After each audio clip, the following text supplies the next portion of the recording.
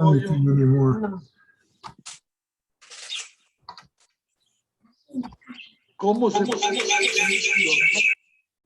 se pone silencio para todos?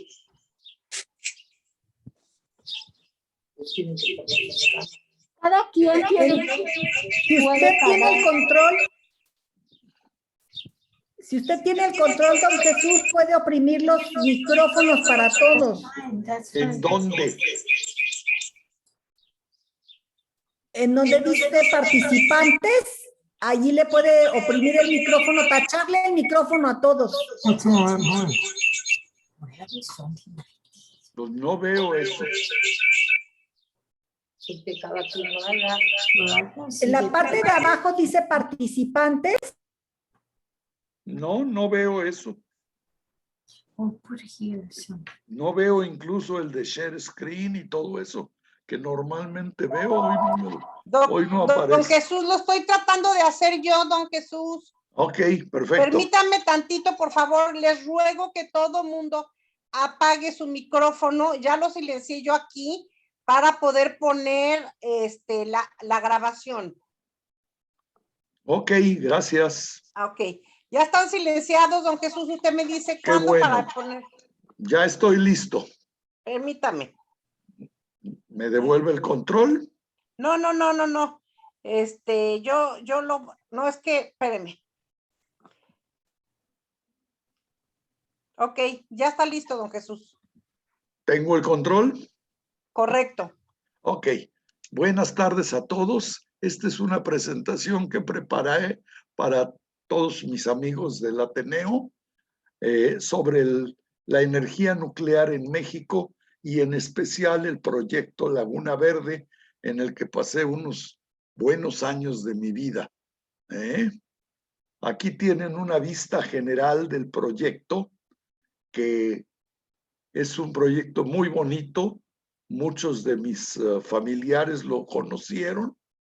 Ahí se ve, estoy marcando, se ve la planta con sus dos unidades principales, que son los dos reactores. Fueron modificados para hacerlos más potentes y están lugares como los antiguos terrenos en que se almacenaron todos los equipos. Los equipos llegaron con mucha antelación al proyecto.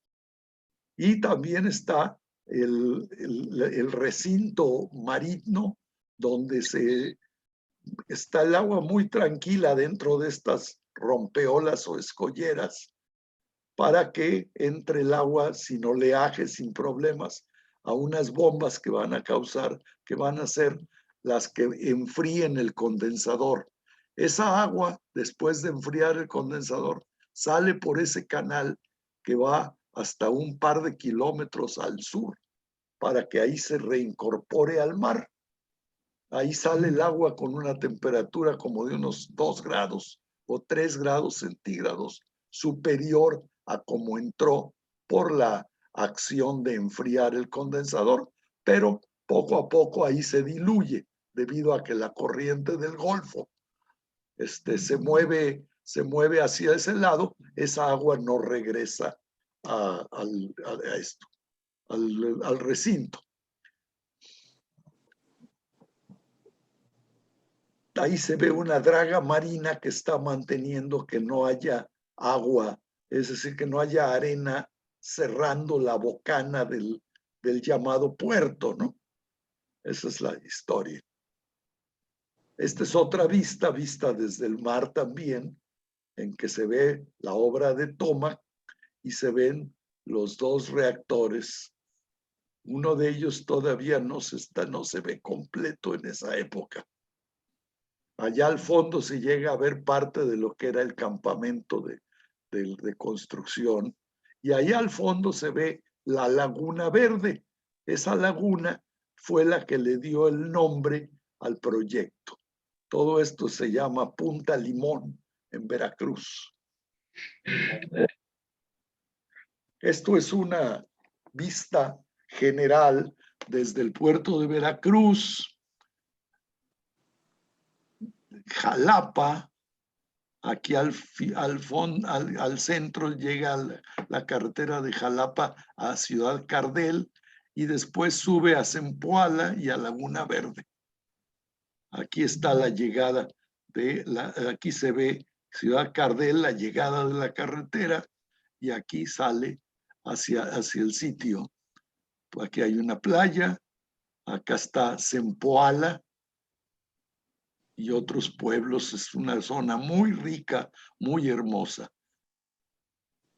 Aquí está ya la llegada a Laguna Verde. Aquí queda la Laguna del Farallón, en donde se hizo el campamento de construcción muy bonito, donde viví muchos años. Y aquí, gracias a un señor que se llamaba Don Carlos, que era un señor muy agradable de un pueblito, Tinajitas, y que el cual era el comisario ejidal y facilitó el que este terreno fuera vendido a comisión. Y esto sigue hacia el norte, pasa por un pueblito que se llama Villarrica, que no tiene nada que ver con la Villarrica de la Veracruz. Villarrica de la Veracruz fue el nombre que los españoles le dieron al puerto de Veracruz. Bueno, entremos en materia. En 1964 había 60 plantas generadoras de energía, 42 hidroeléctricas, 10 termoeléctricas convencionales, 8 con turbogenerador y una de ciclo combinado, con un total de 3,660 megawatts de potencia instalada. Muy poquito. Esto es en 1964. En CFE se formó una asesoría a la subdirección con Juan Ibenschutz, Carlos Vélez Ocón y Guillermo Fernández de la Garza, que eran físicos y ingenieros dedicados a la energía nuclear. Se iniciaron unos estudios para la posible localización de una planta en varios lugares, muchos de ellos, Apasco en el estado de Hidalgo, cerca de la zona cementera, Valle de Bravo, Mezcala en Guerrero, Jojutla en Morelos, Valsequillo, Puebla y Tecolutla, quedando un sitio llamado Laguna Verde, seleccionado por ser una península, una punta, ¿verdad?, rocosa de basalto muy potente y muy estable, que se consideró muy buena para la estabilidad del terreno.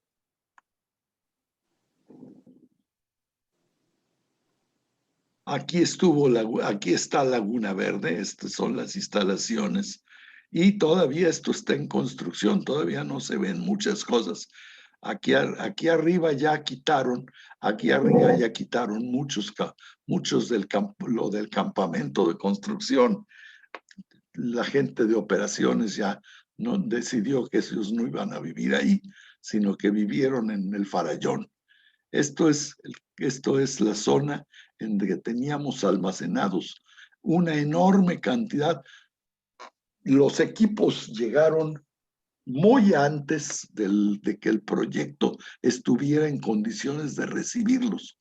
Hubo alguna intención de los proveedores de asegurar la entrega, porque había una gran demanda en el mundo en esos años de surtir los equipos, y si no pagaba uno y no se decidía a recibirlos, se podía tardar demasiado. A partir de la bomba atómica se desarrolló el estudio de la energía nuclear, de la energía atómica para usos pacíficos. Eisenhower creó una comisión Átomos para la Paz en el Departamento de Ingeniería de Energía. Rusia fabricó un reactor, el Obninsk, en 1954, de tipo laboratorio de 5 megawatts de potencia, usando grafito como moderador y agua como refrigerante. En Inglaterra se fabricó en Calder Hall un reactor ya más grande, de 40 megawatts, pero todavía de tipo laboratorio. En Estados Unidos, Westinghouse completó un tipo PWR, Boiling Water Reactor, y completó la primera planta en 1957, planta ya de energía nuclear. En 1957, Francia también desarrolló su primer reactor y generó sus primeros kilowatts. Hay que notar que Francia tiene una enorme cantidad de su energía, es basada en energía nuclear. En México se creó la Comisión Nacional de Energía Nuclear, con físicos como Sandoval Vallarta, Alberto Barajas, Antonio Romero, Fernando Alba Andrade, Jaime Lifshitz y Marcos Moschinsky, siendo su director Carlos Greff Fernández. El presidente Miguel Alemán inauguró la ciudad universitaria y ahí se construyó en la Facultad de Ciencias, donde se cursa la carrera de físico, un edificio que aloja al acelerador de partículas, Van der Graaf, para estudios nucleares. En 1955 se creó el Instituto de Ingeniería en la UNAM, con la participación de Raúl Marsal, un sabio argentino en mecánica de suelos, Fernando Iriart, Nabor Carrillo, Javier Barros Sierra y Bernardo Quintana, todos muy distinguidos. Fernando Iriart fue un brillante ingeniero, después subdirector casi eterno de Comisión Federal de Electricidad. Nabor Carrillo fue hijo de don Julián Carrillo, el músico, y Nabor era un físico y ingeniero que fue rector de la universidad. También Javier Barros Sierra fue director de la Escuela de Ingenieros y también rector de la universidad. Fue él el que encabezó la famosa Marcha del Silencio en el 68 para protestar sobre los desmanes del ejército y del gobierno. Y Bernardo Quintana, que fue un distinguido ingeniero, el fundador de ICA, la empresa más grande de México. En el Politécnico Nacional se inauguró la unidad Zacatenco, patrocinada sobre todo por Alejo Peralta, Walter C. Buchanan, que fue secretario de Obras Públicas, y Manuel Moreno Torres, con la doctora Marisela Blau en la ESIME. O sea, esos fueron el principio. Aquí tenemos a Sandoval Vallarta, a Nabor Carrillo, a Carlos Greff Fernández, Antonio Ortiz Menas, Farel Cubillas, que es aquel que está ahí atrás, y Marcos Moschinsky, que es este señor. Ruiz Cortines no le dio mucha prioridad a la cuestión nuclear porque tenía cierta seguridad tenía cierto temor sobre la seguridad de la energía nuclear. Tampoco López Mateos mostró mucho interés, pero sí autorizó la construcción de un centro de estudios nucleares en los llanos de Salazar, en la carretera México-Toluca. La comisión propuso hacer una planta en Río Colorado, Sonora, para usar su energía en desalinizar el agua y producir energía eléctrica al Valle de Mexicali, pero se dejó eso por estar en la proximidad de la famosa falla de San Andrés. Fernando Iriart decía que los precursores de la ingeniería en México fueron los ingenieros y constructores de la antigua Comisión Nacional de Irrigación, que desarrollaron importantes proyectos hidroeléctricos como Iztapantongo, Necaxa y otros. Y también formaron muchos operadores, personal de mantenimiento, de seguridad, de control de calidad y electricistas. Guillermo Robles Garibay, que estuvo en la planta Nachicocom en Yucatán, indicó que el proyecto era llave en mano con una empresa americana, o sea que no participaba ningún mexicano. Todos los contratos los hacían empresas extranjeras que hacen el diseño, suministro, construcción y puesta en marcha. Los mexicanos solo las operaban. Este señor Robles Garibay fue el director, después de un ingeniero Becerril, fue el director realmente en la época del inicio de Laguna Verde. Las plantas térmicas del Valle de México, Rosarito, Monterrey, fueron donde se inició la formación de ingenieros mexicanos con empresas extranjeras. En realidad, ICA en construcción y Bufete Industrial en diseño eran las empresas mexicanas que más participaban en las construcciones de proyectos termoeléctricos. Stanford Research hizo un estudio que indicaba que la energía nuclear era comparable en costo a las opciones térmicas, y el Exim Bank estaba ofreciendo financiamientos muy ventajosos. La historia después vino a indicar que la energía nuclear, al menos para Laguna Verde, resultó muy cara, pero fueron debido a muchos atabares y a muchas cuestiones que hubo, como los cambios debidos a 3 Mile Island y al cambio de Vernon Row con Nevasco, y también al problema de Chernobyl. Se dieron ofertas a Atomic Energy de Canadá, Babcock & Wilson, General Electric, Westinghouse y Mitsubishi. El turbogenerador se invitó a KWA, GE, Mitsubishi, Westinghouse, Hitachi, Brown Boveri. Las ofertas eran con toda clase de opciones, desde el suministro hasta la construcción total, con objeto de tener una baraja con las distintas opciones y saber un estimado del costo total de la planta. Al final se decidió dar una carta de intención para General Electric para el reactor, que fue un Mark II BWR5, y a Mitsubishi por el turbogenerador. Sin embargo, Fred Echeverría no le dio mayor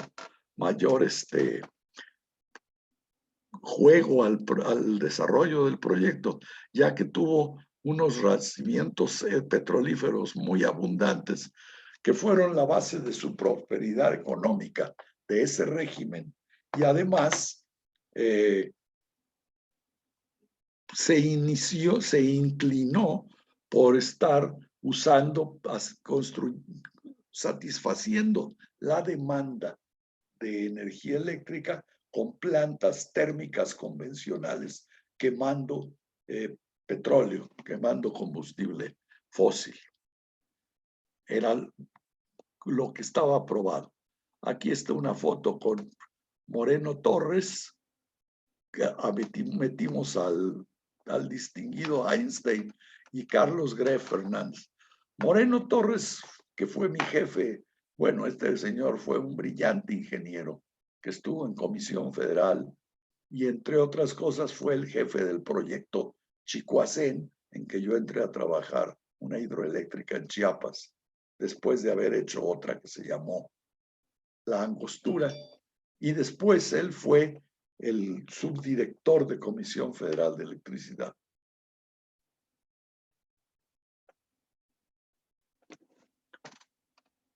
Arsenio Farel fue el director fue el director de Comisión Federal y dio el avance al ININ dirigido por Ivan Schutz, Vélez Ojón, Eduardo Rucos y Ragasol. Y iniciaron estudios para una planta con CFE y Bufete Industrial, con Burns and Row de Nueva York, instalando oficinas de campo temporales en Sitio y en Cardel. También se solicitó a Bechtel Corporation apoyo para la planeación y supervisión, cosa que no funcionó al final. Robles Garibay indica que los planos más usuales eran los de bufete industrial, que los ingenieros americanos no podían ser adecuadamente aprovechados por falta de infraestructura, especialmente capacidad en computadoras y programas. Realmente en México no teníamos ni computadoras ni programas de computación que permitieran un diseño computarizado de todas las ramas prácticamente de la ingeniería. Las computadoras estaban muy elementales, tratábamos de usar algunos, unos programas que íbamos construyendo, pero no llegaba a México la tecnología adecuada. El progreso del diseño de Burns and Rowe era muy lento y los atrasos tan grandes que se invitó a Ebasco a revisar la situación. Y Ebasco pues decidió y dio un informe muy desfavorable que hizo que se cancelara el contrato de Burns and Rowe y se le asignara a Ebasco. Con ellos se establecieron unas oficinas en un pueblo cercano a Nueva York, bueno, dentro del estado de Nueva York, en Jericho, y se fueron muchos ingenieros mexicanos a trabajar allá en el diseño.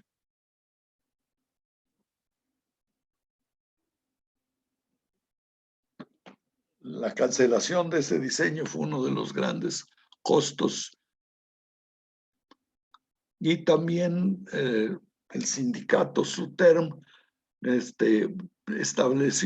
logró que se tomaran la opinión de no construir campamento para el personal que contratara comisión. Dijeron que iba a ser muy poquito. A la hora de la hora terminó siendo la mayor parte del personal contratado así.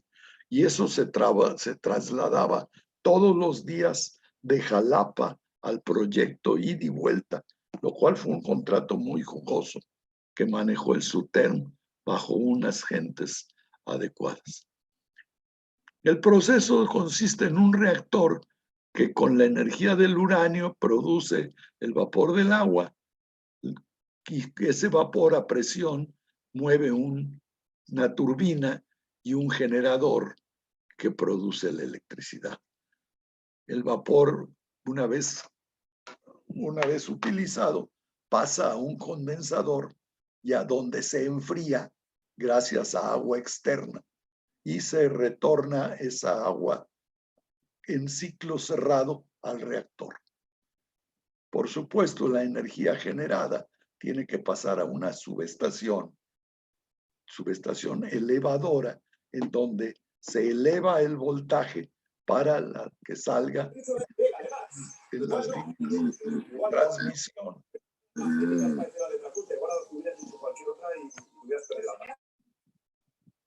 Por favor, corten sus micrófonos. También se tiene un edificio de control donde se maneja y se controla todas las variables del reactor y de la generación. Hay otros edificios que ahorita vamos a ver. Esto es una planta en general. Aquí está el edificio del reactor donde se aloja el reactor. Aquí está el edificio de control. Este es un edificio que tiene generadores diésel para el arranque cuando la unidad está empezando. Y aquí atrás casi no se ve. Es un edificio muy grande, casi no se ve, lo tapan desde este punto de vista. Está el edificio del turbogenerador. De aquí salen las torres para la elevación y la línea de transmisión. Esta es la unidad 1 y esta es la unidad 2. La unidad 1 tiene aquí atrás un taller Y acá atrás la unidad 2 tiene un edificio que se llama de desechos radioactivos, en donde se envasa, digamos, el combustible una vez gastado para llevarlo a un cementerio de material nuclear. Esta es la obra de toma, que tiene unas bombas inmensas, las cuales llevan al condensador de cada una de las unidades, llevan agua fresca, la cual después de enfriar el vapor, salen por estos canales, salen hacia la playa. Esto es básicamente, en esencia, estas son unas oficinas, y aquí quedan otras oficinas y bodegas. Este es un esquema, y este es un esquema de cómo funciona. Este es el reactor, la parte nuclear. Estas son las barras de control que regulan la intensidad de la reacción de calentamiento del agua, y esta agua sale por aquí convertido en vapor, ¿verdad? Sale por aquí, entra a la turbina, pasa a la turbina de alta y el generador. De aquí no se muestra ya el generador, los bornes y la salida de cables con la energía eléctrica. Por otra parte, esta agua, después de haber trabajado aquí, cae al condensador, ¿verdad? Y esta agua regresa al reactor. El agua que se usó aquí es un agua que viene de la obra de toma y que regresa al canal. Aquí el esquema, por un lado está una cosa y por la otra. Este es un esquema más detallado de esto. Aquí se ve a la vasija del reactor, que acá abajo hay un depósito de agua de emergencia que baja las barras para un enfriamiento básico, rápido en caso necesario. Y acá de este lado está el turbogenerador, que es este edificio grande. Este es el edificio de control, en donde prácticamente es el cerebro de toda la planta. Este es el edificio del reactor. Es esquemático, puesto que esta parte de hormigón, de concreto, es mucho más ancha, es cónica, mucho más ancha. Este es un esquema muy ilustrativo nada más. Entre el reactor, que es esta vasija cerrada, y el contenedor primario, que es la primera barrera, allá adentro hay una serie de equipos como bombas, válvulas, instrumentos, equipos eléctricos, y todo el cableado de control y demás. También hay todo un sistema de aire acondicionado para que esté esa zona debidamente protegida, ¿verdad?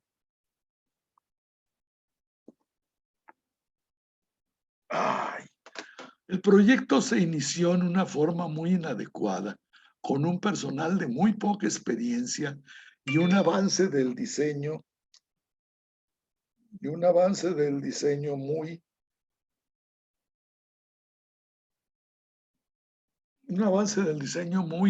bajo, lo cual hacía imposible tener una secuencia correcta de operaciones.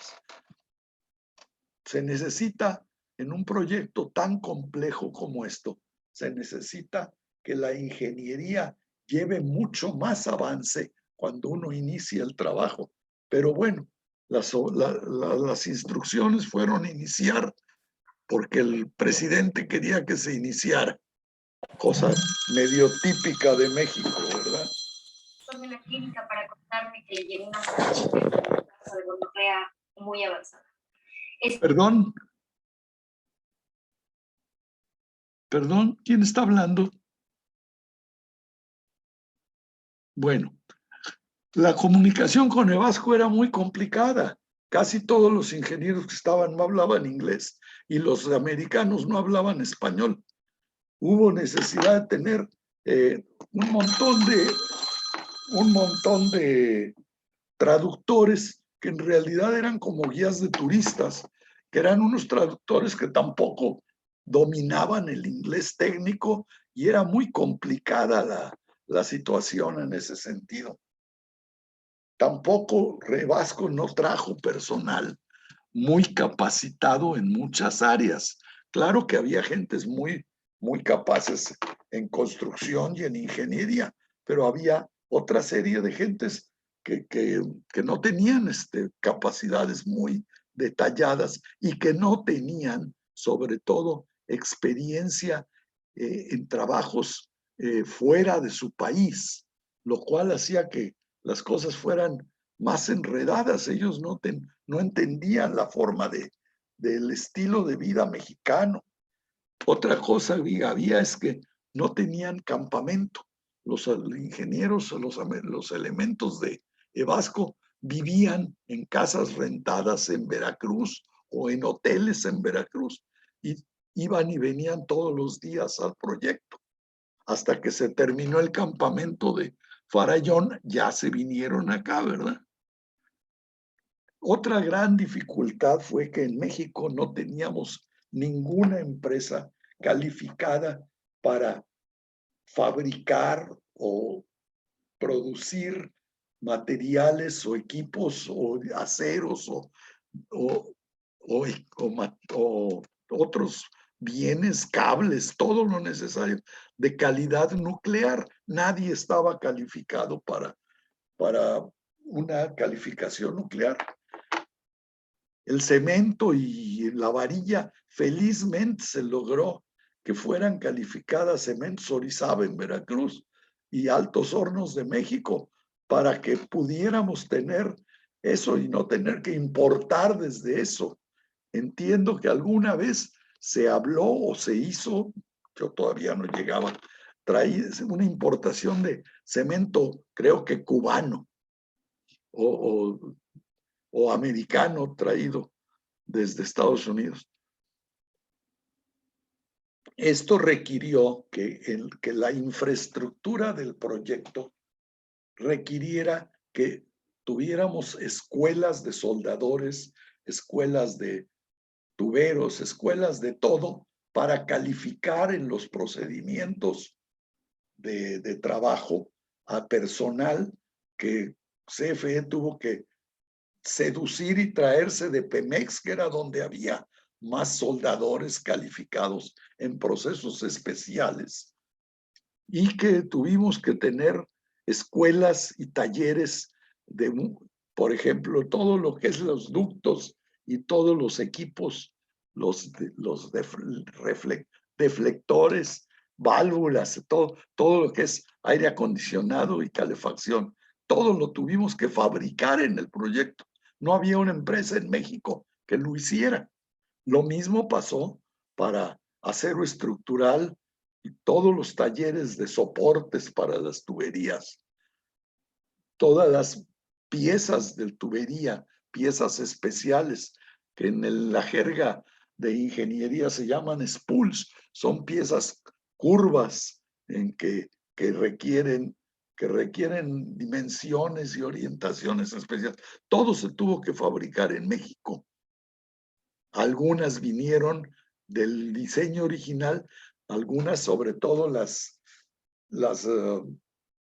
de servicio nuclear, que son las más delicadas, las importaron de Mannesmann en Alemania. Pero todavía hubo algunas cosas que hubo que adaptar en México, porque no estaban, la situación no estaba realmente como se deseaba. Este es el contenedor primario. Como ustedes ven, esto es el edificio de hormigón, de concreto, y allá adentro está la vasija. Aquí en este intermedio es en donde están todos los equipos, escaleras para acceso, todos los equipos, todas las cuestiones que mueven. Aquí hay una enorme cantidad de equipos, válvulas, tuberías y demás, además de zonas donde están los instrumentos. Aquí se ven las barras de uranio y se ven algunas penetraciones, aunque no está muy claro. Esto es Laguna Verde vista desde la parte de atrás. Aquí estaban algunas oficinas. Esto ya es cuando está terminado. Todo esto era el lugar donde se embarcaba y desembarcaba. Aquí estaba la garita de acceso y aquí estaban los camiones que se llevaban al personal. Este es el edificio, estos grandes son los edificios de los turbogeneradores. Estos otros son los edificios del reactor. Allá está la entrada digamos, la entrada del embarcadero a donde llegaron los chalanes con todos los equipos. Y de acá había una enorme extensión en donde estaba todo el equipo almacenado. Este equipo almacenado hubo que crear una división entera para darle mantenimiento. Todos los equipos estos necesitaban algunos aire acondicionado, porque si con el calor de Veracruz y con la humedad se podían echar a perder.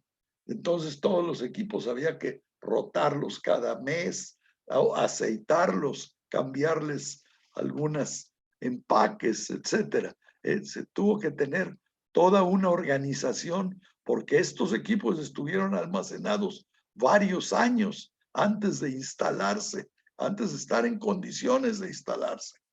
E incluso una vez instalados algunos de los equipos, todavía no estaban en condiciones de operar y tenía esa misma cuadrilla enorme de mantenimiento del equipo antes de su puesta en marcha. Tenían que ir a los lugares de instalación a darles el mismo mantenimiento o muy similar al que se le había dado en los patios.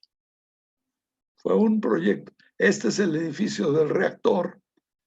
Este es el edificio del reactor. El edificio de concreto termina aproximadamente aquí, en donde empieza esta zona que ya es una cubierta. Todo esto es metálico y esta es una cubierta. De aquí se hicieron levantamientos con grúas en donde teníamos que pasar y entrar antes de que estos muros externos llegaran a altura muy grande. Teníamos que pasar y bajar elementos. Por aquí se hizo la instalación de la vasija, la cual se trajo aquí se llevó acá arriba, ¿verdad? Y se metió por el centro. Lástima que no tengo las fotografías de aquella época. No había fotografías digitales, y después de que yo anduve viajando por todo el mundo, pues ya se me perdieron muchas fotos. Este es el edificio de control. Esto es el campamento, la entrada de Garita. Esta cosa a la izquierda es un camino alterno a la playa. De aquí en adelante y esta es la vista. Aquí, esta es la entrada por aquí. Ahí está el camino alterno a la playa. Y esta es la laguna del Farallón, que era muy hermosa. Aquí alguno de los ingenieros, Jerry Halderson de Estados Unidos, trajo una lancha y con esta yo aprendí a esquiar aquí.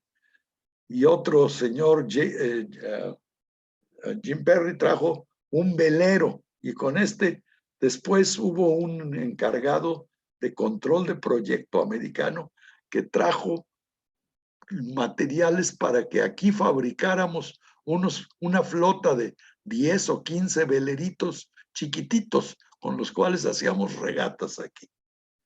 Este es el famoso campamento del Farallón. Muy bonito, precioso, es como un hotel de lujo. Estas son nuestras canchas de tenis. Ahí abajo están el casino, que es el comedor y casino. Y aquí se ven unas casitas muy bonitas. Es un lugar muy hermoso. Ahí está la laguna del Farallón.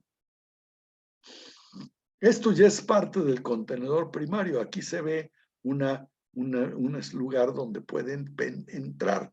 Esto lleva unas placas adentro y otra placa exterior, y todo eso en medio es como 2 metros de espesor de concreto súper armado con fierro de refuerzo enorme.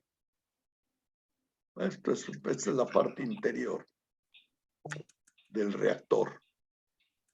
Y aquí está alguna organigrama de aquella época, en donde está, ¿verdad? Aquí estaba Moreno Torres, aquí estuvo Jorge Cabezut, aquí estuvo Robles Garibay, y aquí Felipe Bravo Zamudio, un ingeniero naval. Él era el encargado de la administración y se encargaba de muchas cosas. Él tenía a su cargo al ingeniero Cortés, que estaba en Houston para todo el departamento de compras importadas. Aquí estuvo Juan Patricio Domínguez y después Felipe Colorado. Felipe Colorado fue el que me invitó, a pesar de que yo venía a un asunto específico, me invitó y le pidió a Cabezut que me dejaran participar, me invitó a que yo entrara a dirigir la superintendencia de maquinaria. Yo no soy ingeniero mecánico, pero debido a que yo había trabajado tantos años con compañías contratistas, pues sabía manejar al superintendente de maquinaria. Y así fue como me inicié en esto, de estar ya metido en la organización de la obra, ¿no? Aquí hago un pequeño resumen. Yo llegué como representante del Departamento de Servicios Técnicos para idear una forma de convertir un proyecto que era costo más porcentaje. Le estábamos pagando todo lo que gastaba ICA y necesitábamos que, de acuerdo con la práctica de obras públicas mexicanas, se idearan precios unitarios. El departamento de costos de Vasco y de ICA tenían un sistema bastante ingenioso de control de cantidades de obra y los recursos que se asignaban, y poco a poco logramos que se estableciera un sistema de control que nos iba dando una tendencia de precios unitarios, la cual funcionó muy bien. Felipe Colorado me pidió que me encargara de la superintendencia de maquinaria, y como yo tenía experiencia en manejo de proyectos de construcción con empresas contratistas, estuve dirigiendo, haciendo eso. Una vez que tenía yo eso a mi cargo, me empezaron a encargar cosas adicionales, y esto se volvió una superintendencia de servicios de construcción, en donde además de maquinaria me encargaron los talleres, todos los talleres que estaban, todas las plantas de concreto, todas las cobras periféricas, incluido la construcción de las escolleras o rompeolas. En fin, tenía yo a mi cargo, llegué a tener a mi cargo casi la mitad del proyecto, sin estar propiamente en los edificios permanentes, los cuales manejaban otros ingenieros, otros superintendentes. Sin embargo, también me vi involucrado porque se vinieron una serie de modificaciones. Con el accidente de 3 Mile Island hubo que modificar una gran cantidad de soportes de las tuberías y soportes de diversos equipos que van adentro de los edificios, que hubo que algunos adecuarlos ahí mismo, y personal de los talleres de soportes tuvieron que penetrar ahí a dirigir esto. Estaba muy relacionado con un gran amigo mío, el cual falleció con un infarto Eduardo Camarena, que falleció ahí. Y entonces, como ya estaba todo más o menos organizado, desapareció esa superintendencia de servicios de construcción y esa superintendencia quedó como varias superintendencias de talleres de aire acondicionado, talleres de maquinaria, talleres todos dirigidos ya por gentes que yo había traído al proyecto. Entonces, yo estuve encargado de la coordinación del reactor, ¿verdad? Y estuve ya dentro de eso durante un buen tiempo. Llegó el momento en el que el progreso del proyecto ya hacía que se requirieran ingenieros expertos en electricidad y transferencia de sistemas, ingenieros de puesta en marcha, ingenieros en instrumentación. Y yo ya quedaba medio fuera. Estuve encargado unos meses de resolver con ingeniería unos documentos NCRs que son Non-Conformance Report, documentos, todo lo que estuviera abierto de acuerdo con el plan de garantía de calidad y control. Teníamos que darles una disposición de manera de que pudiéramos cerrarlos o dejarlos resueltos oficialmente. En eso estuve y se redujo bastante, pero ya eso era la postrimerías de mi estancia ahí. Esto es más o menos, aquí presento una serie de cosas en donde pongo quién era el subdirector en diversos años. Iriart, Moreno Torres falleció en este año. Iriart y Joaquín Carreón. En la gerencia del proyecto estuvo Robles Garibay, luego Luis Ramírez de Arellano, Agustín Pérez Ruiz y Eduardo Rucos, también Eduardo Rucos, Fernández de la Garza. La residencia de CFE era Juan Patricio Domínguez, Felipe Colorado, Juan Carlos López Rosas, Cortés Toledo, Ernesto Zabaleta. En Ebasco estuvo Redford, luego estuvo Carskadon y Haskell, que era un brillante ingeniero. Luego estuvo Leo Van Amerongen y luego Conklin, Jim Conklin. La ingeniería de Cintio estuvo Don Sondín, estuvo Werner y Sergio Palafox y Fernández de la Garza todo este tiempo, y luego Carlos García, cuando Fernández de la Garza se hizo cargo de Y yo estuve en esto primero con servicios técnicos, maquinaria, luego estuve en servicios de construcción y escolleras, la coordinación del reactor, y luego el grupo NCRs, en donde ya terminé y ya me salí, invitado por Ebasco para irme a trabajar con ellos en lo internacional. Era la época en que se vino las devaluaciones y López Portillo dijo que iba a defender el peso como un perro y yo quedé muy disgustado y me fui de México. Aquí está el contenedor primario, el desplante del contenedor. Abajo de eso hay una losa de concreto simple para sellar toda la roca y dejarlo en una condición de inicio. Este es el contenedor. Adentro del contenedor se iban armando unas placas de acero y luego venía todo el ensamblado de fierro de refuerzo y después de eso armado por el lado exterior entraba otro aspecto del contenedor. Aquí están armando la parte interior del contenedor primario. Afuera va a venir todo el fierro de refuerzo y más afuera, ya montado desde arriba, así como se ve esto, pero muy grande, porque eso tiene un diámetro en la parte inferior del orden de 12 o 15 metros, van los anillos, una foto preciosa que había, va el izaje de toda esa plata.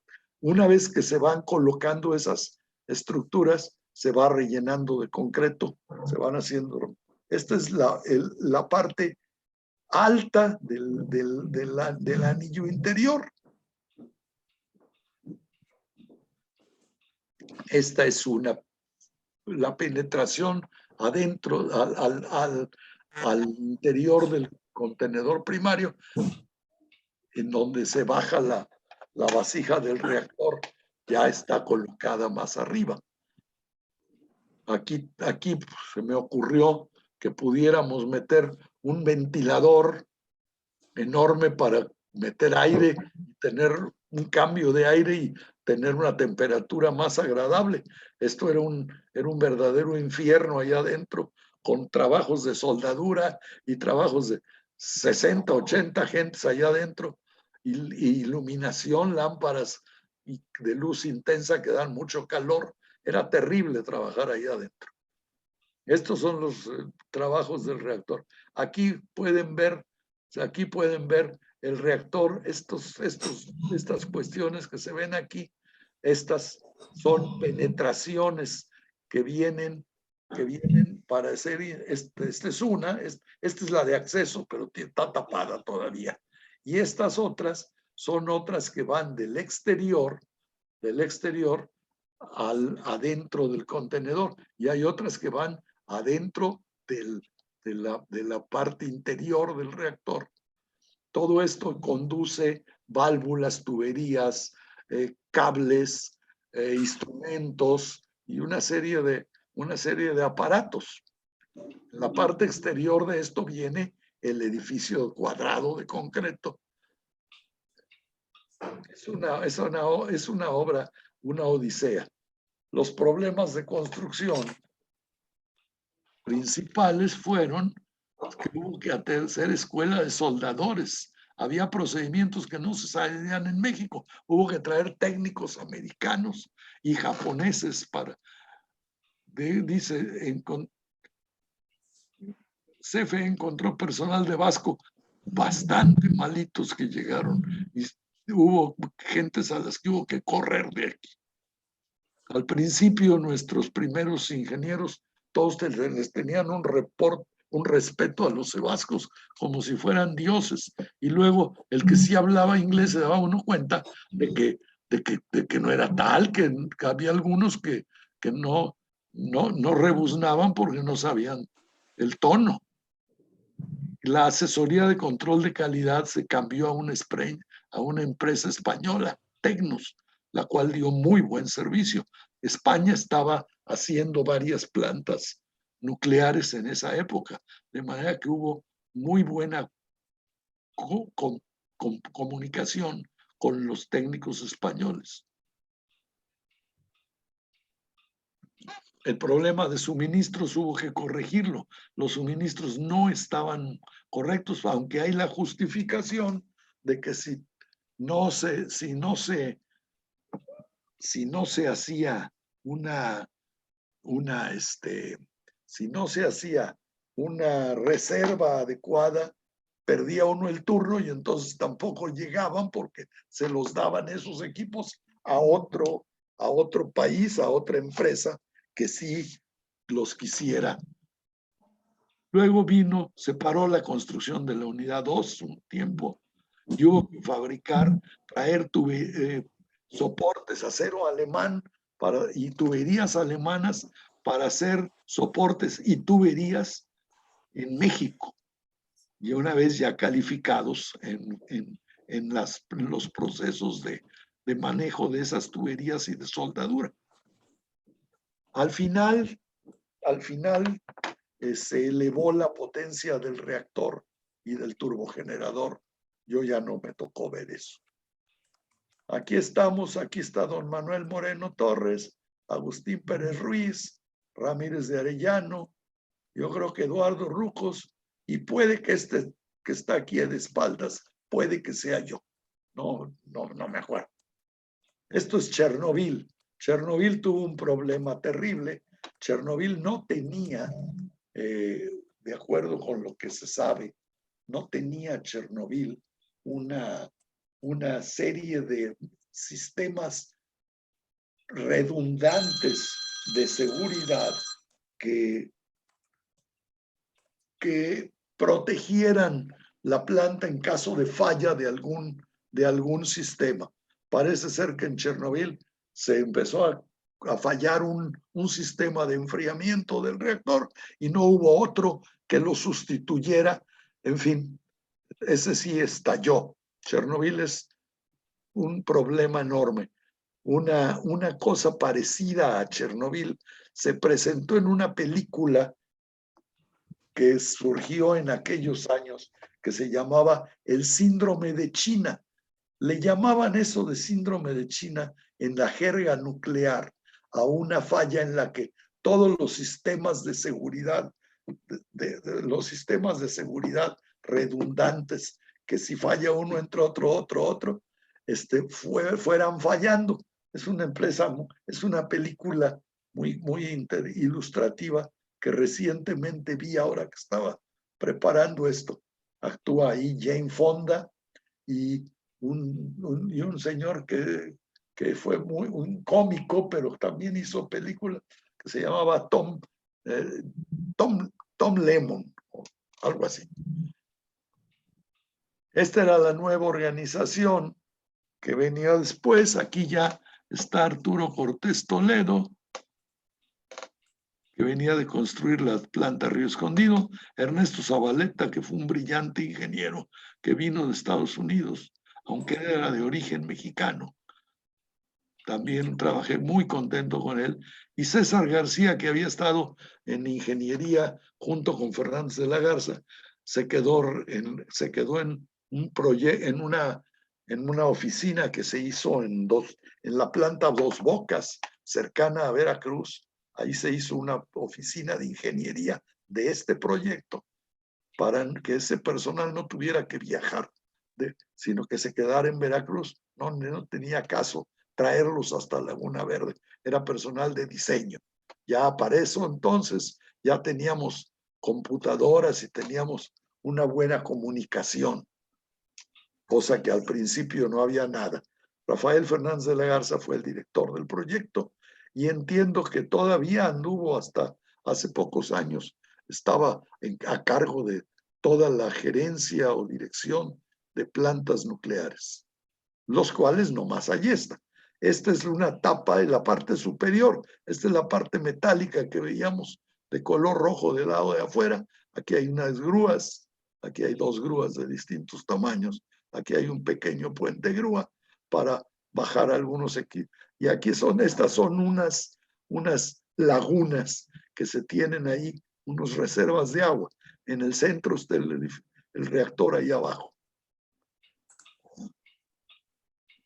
Esto es cuando estábamos en construcción, pero ya muy avanzada. Este es el edificio del turbogenerador. Desgraciadamente, fotos de la época de construcción no tengo. Yo tuve algunas, pero pues ya se perdieron en el largo camino de la vida. Este es el generador principal. Una parte allá atrás está la turbina. Aquí, bueno, le llama el letrero esto. Esto es el generador. Aquí está el cuarto de control principal, que es un cuarto inmenso. Atrás de él hay tuberías y cables de todos estilos y una serie de sistemas de control. Esto es. Y aquí está el canal de descarga que toma el agua de acá, de esta zona que apenas se ve, donde están las bombas. Llega aquí, esto es el edificio del turbogenerador, la parte baja de este edificio y del otro edificio, que son las dos unidades. Esto se enfrían exteriormente al condensador por medio de esta agua, y esta agua se expulsa aquí para que siga su camino.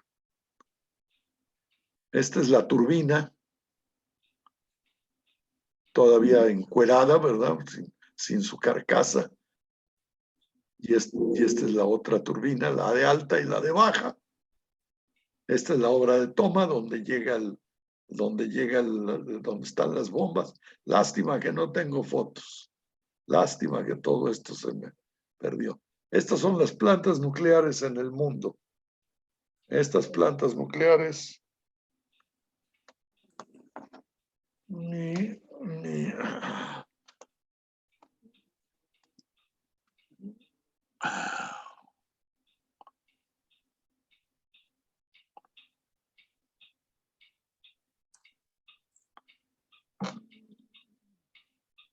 Ay.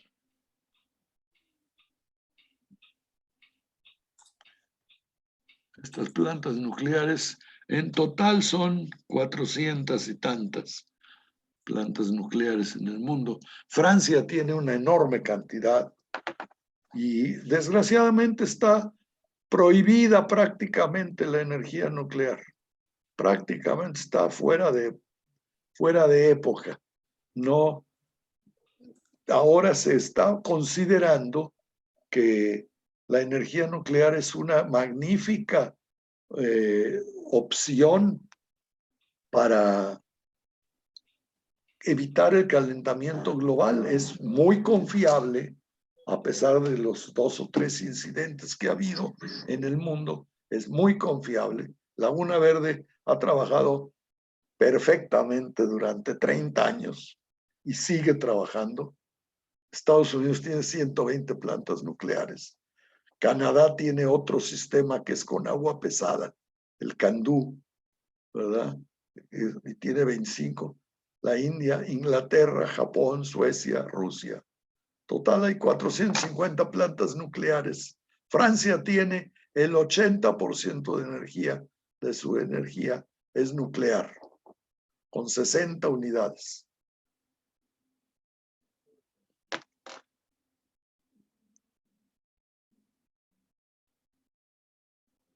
Las plantas nucleares, si se respetan todos los requerimientos, la mejor opción para evitar la contaminación, reducir el calentamiento.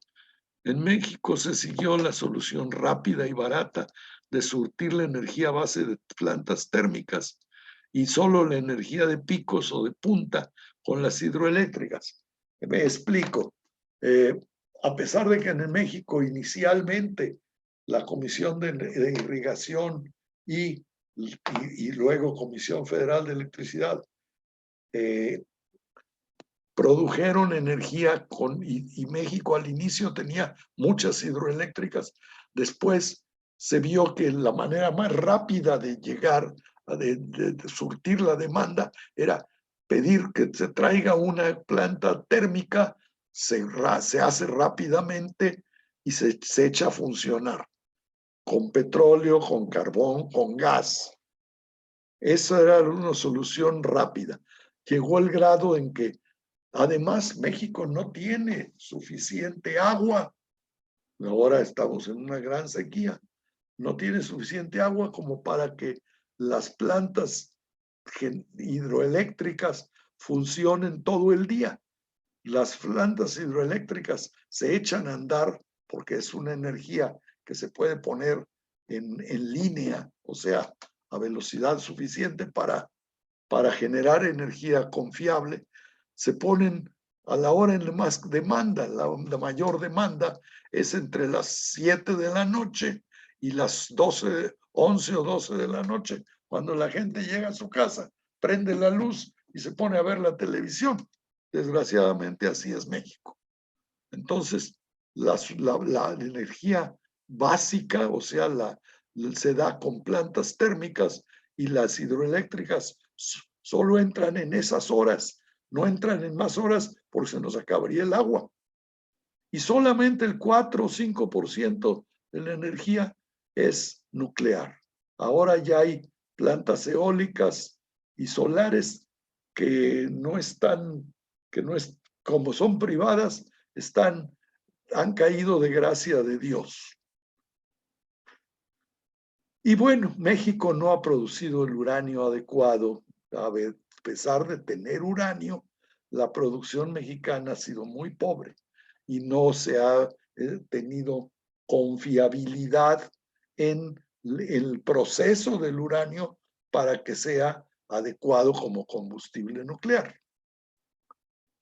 Bueno, voy a finalizar con esta pequeña película, que es un video de Laguna Verde.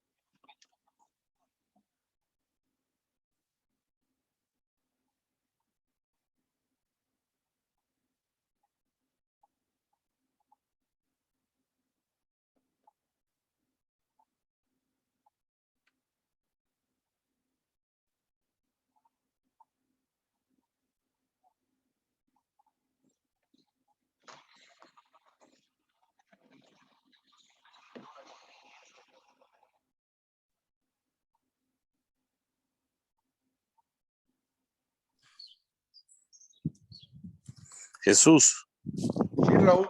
Sí, ¿ya ha habido preguntas? todavía no. Al terminar esto, van las preguntas. Ah, ok. Entonces me espero. Okay. Sí, por favor. No tarda, ¿eh? Un par de minutos más.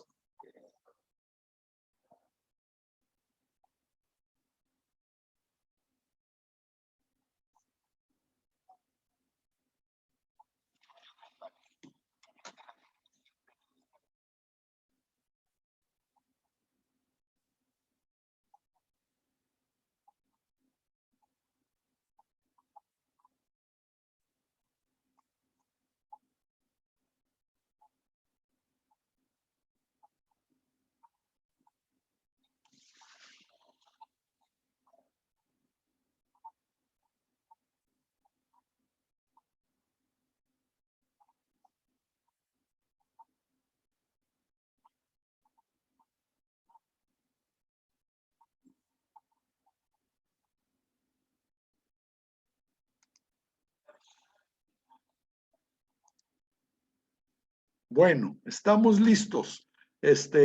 Ahora sí los invito a que cada quien pueda hacer algunas preguntas. Si quieren quitarle el mute a sus micrófonos, estoy a sus... Felicidades, amor. Excelente presentación.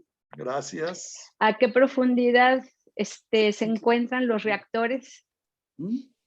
¿A qué profundidad? Ajá. Los reactores, el edificio del reactor está como a 10 metros bajo tierra, bajo el nivel del mar. Okay. Pero la vasija del reactor está como en el 10, arriba del 10 al 25, arriba del nivel del mar. Gracias. A sus órdenes. Felicidades, don Jesús, excelente presentación. Pues yo la pregunta que tenía ya la respondió en su presentación, que era acerca de, desde su punto de vista, ¿qué energía considera usted que es la más segura y la más viable ahora con todo este tema precisamente, como dijo, del calentamiento global y de las energías limpias? Mire, en México desgraciadamente no tenemos suficiente agua. Ahora México está en una gran sequía, pues debido a muchos factores ambientales, principalmente debido a la tala de árboles y al excesivo consumo de muchas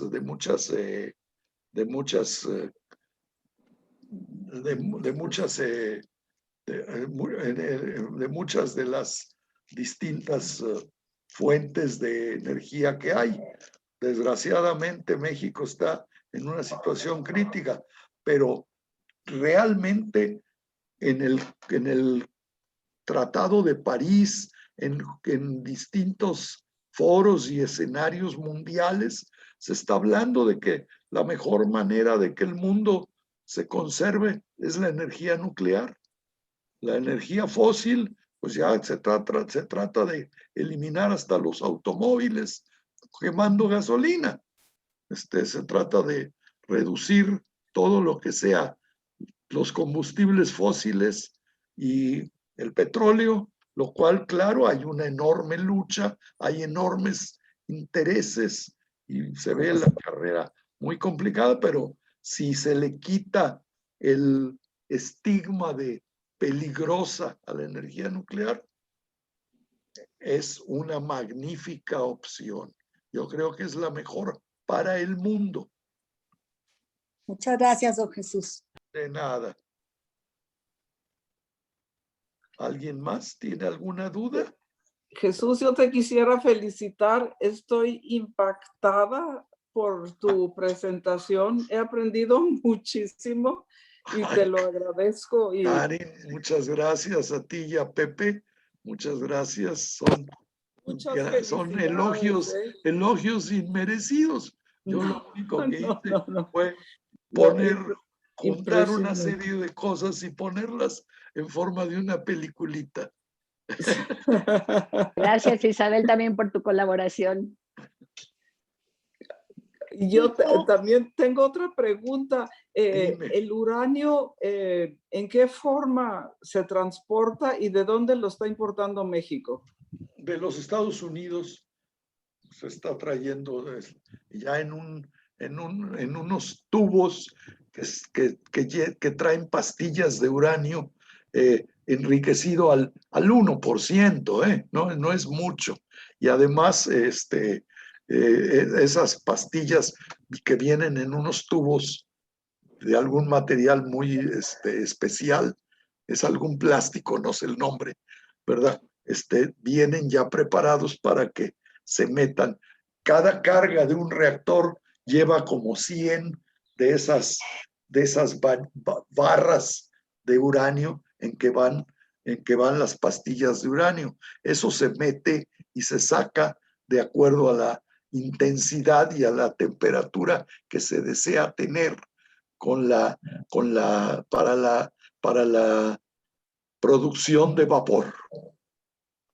Es de Estados Unidos. En México, en Durango y en Chihuahua y en algunos lugares hay uranio, pero aunque se ha producido el uranio, no tengo noticias de si se está fabricando el combustible nuclear en México. Creo que no. Ok. Muchas gracias. A tus órdenes. Muchas felicidades. Estuvo muy padre la presentación. Aprendí mucho. Hombre, muchas gracias. Gracias a ti. No sé si tú alguna vez fuiste a Laguna Verde o no. Sí, claro. Una vez te visitamos que trabajas. Qué allá. bueno. Claro. Qué Gracias, bueno. padre. Qué bueno. Muchas gracias. Muy Gracias. interesante. Muy amable. Muchas Oye, gracias, Jesús. don Jesús. La verdad, interesantísimo. Oye, Ricardo, ¿cuántos fuimos? ¿14? ¿O ya se fueron? 18. 18. Ay, quedamos 14 ahorita. Ahorita 14, sí. Sí. Isabel, ¿estás por ahí todavía o te retiraste? Yo creo que se retiró Isabel. Una cosa que no hice, Isabel, Ricardo, a ver si estás al aire. Una cosa que no hice nunca fue grabar la presentación. Parece que sí se estaba grabando, porque decía, a la derecha dice grabando. No la veo. En la parte superior izquierda. Digo, no a la derecha, a la izquierda. Hay un puntito que dice grabando. Recording, sí, sí, efectivamente. Pero a lo mejor Sí. después la suben ahí en el Ateneo, ¿no? Como la anterior. Claro, pero Claro. se supone que yo la iba a grabar. Ojalá que. Pues sí la haya dice grabado. recording, pero no sé cómo la recuperas. Tendría que volverla a hacer. Don Jesús, yo le voy a hacer una pregunta, Dígame. pero sabe que no sé nada de todo lo que usted manejó. Soy totalmente ignorante en todo esto, pero ¿qué es lo que Eisenhower trató de recuperar después de la Segunda Guerra Mundial para controlar? ¿Era esta energía? Bueno, después de que vino la bomba atómica Ajá. y tenían ya una serie de gentes como el propio Einstein y otros sabios que habían desarrollado ese proyecto, pues ya se creó una comisión que se llamó Átomos para la Paz, que del Departamento de Energía, que iba a desarrollar proyectos pacíficos de uso de energía nuclear. Y controlar que nadie tuviera para producir bombas, ¿verdad? No, eso no lo sé. Probablemente sí, esa tecnología se suponía que iba a ser secreta, pero bueno, no fue secreta, poniéndose a investigar rápidamente. Otros países estudiaron y lo hicieron, ¿no? Oiga, don Jesús, y otra pregunta. Ahorita en Japón van a soltar al mar, quién sabe qué, que tiene cosas nucleares. ¿Qué nos puede decir de eso? No le puedo decir nada porque no lo sé. He oído que quieren soltar una agua que estuvo en la planta, pero seguramente no es el agua del circuito cerrado de la reacción nuclear. Ah, ya. Esa no se suelta nunca. Han de estar protestando por alguna cosa. Usted sabe que hay muchas versiones alarmistas que andan diciendo. Japón, aunque creo que no lo tengo en mi lista, creo que Japón tiene 40 plantas nucleares, aparte de la de Fukushima, y todas están funcionando. Ah, muy bien. Tiene Pues muchas muchísima gracias, don Jesús. energía, y yo no creo que vayan a hacer ninguna barbaridad los japoneses. Son gente Claro. muy preparada y no van a hacer nada grave. Lo que pasa es que, bueno, si usted se pone a ver en el YouTube y en algún lugar lo que se refiere a Laguna Verde, va a haber un montón de... Ay, datos. Laguna Verde, un peligro nuclear para México. No, mira, gracias, pero no le puedo. Ya estoy oyendo a Chucho. ¿De qué habla eso? ¿Eh? Bueno, ese soy yo. Muy agradecida, ingeniero. Muchas Muy gracias. agradecido, encantado. ¿Ya? Oiga, don Jesús, habla Chris, ¿cómo está? ¿Habla quién? Chris, Sí, Chris, ¿cómo está? Dígame. Muy bien. No, ¿y Irán? ¿Qué sabe de lo que está pasando en Irán? Porque ya ve, se están preocupando mucho porque tienen acceso a la, ¿cómo le dicen? O sea, bombas. Al uranio. No, pues la bomba sí, pero para hacer no sé cómo le dicen. A proyectiles nucleares, ¿no? Sí, algo Sí, así. probablemente tengan acceso y probablemente ya sepan toda la tecnología. Cualquier estudiante de física, y ha habido muchos estudiantes de Irán y de muchos países que van a Inglaterra y Estados Unidos y estudian física, cualquiera sabe todo lo necesario para construir una bomba atómica o similar. Ya no ya no es nada secreto. Es lo que iba a decir, nada de secreto, wow. Nada es secreto en este mundo. No dude que en el Google salga un manual de cómo construir una bomba atómica chiquita. Gracias. Estuvo muy interesante tu A sus presentación. órdenes. Muy Muchísimas agradecida y Oye, felicidades. Chucho, no dejan hablar, te tienen completamente acaparado. Caray, ¿ya ves lo que es estar guapo con lo que pasa? Gracias, Pepe, muy Oye, amable. mi querido maestro, dime, del día que se empezó, digamos, con los estudios, al día que se terminó la planta, ¿cuánto tiempo pasó? Mira, no sé, pero yo creo que yo creo que se empezó en serio como en el 75 y la primera unidad se echó a andar en 1990. Ah, fíjate. O sea, casi que 15 años. 15 años. Yo estuve 9 años ahí. 9. Casi desde el principio hasta el momento en el 85, 86, en que estaba ya casi lista la unidad 1 para transferencia y iniciar pruebas operacionales y entregársela a la gerencia de operación de la planta. Wow. Nosotros éramos construcción. De la unidad 2 ya no me tocó ver cuándo se reanudó. No había dinero en el país y se había suspendido el progreso de la unidad 2. Se quedó a medias cuando yo salí. Interesante cosa. Muchas gracias, Pepe. Fíjate que alguna vez fuimos de visita ahí a la planta.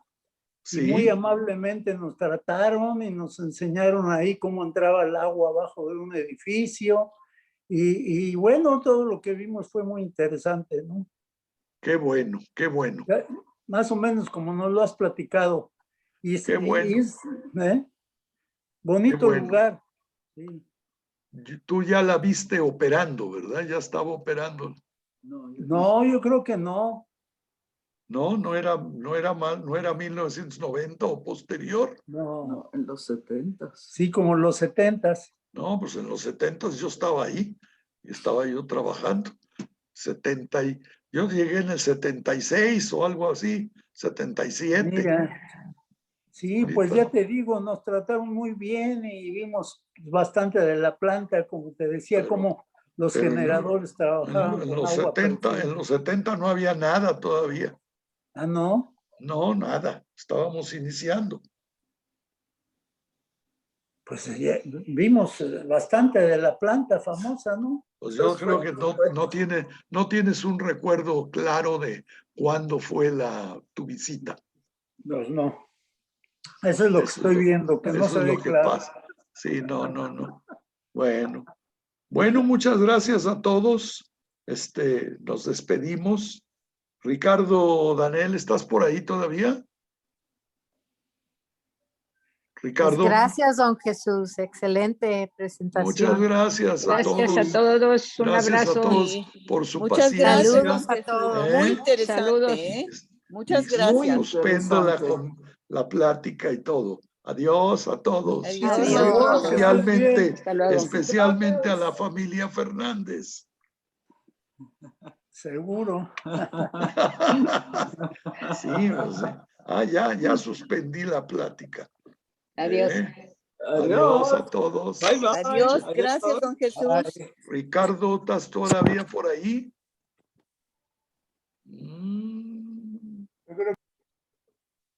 Yo creo que ya todos se salieron. No, aquí estamos todavía. Yo aquí estoy Pero todavía. muchas gracias, también. don Jesús. Muchísimas Gracias a todos. mucho gusto. Muchas Adiós. gracias, Tito. Cuídate, Adiós amor. a todos, gracias. Bye. Qué bueno que Bye, no hubo, familia. parece que no hubo fallas de internet ahora. No, excelente. Bendito Dios. Gracias. Bye. Hasta luego. Bye. Cierro Gracias, el negocio. bye.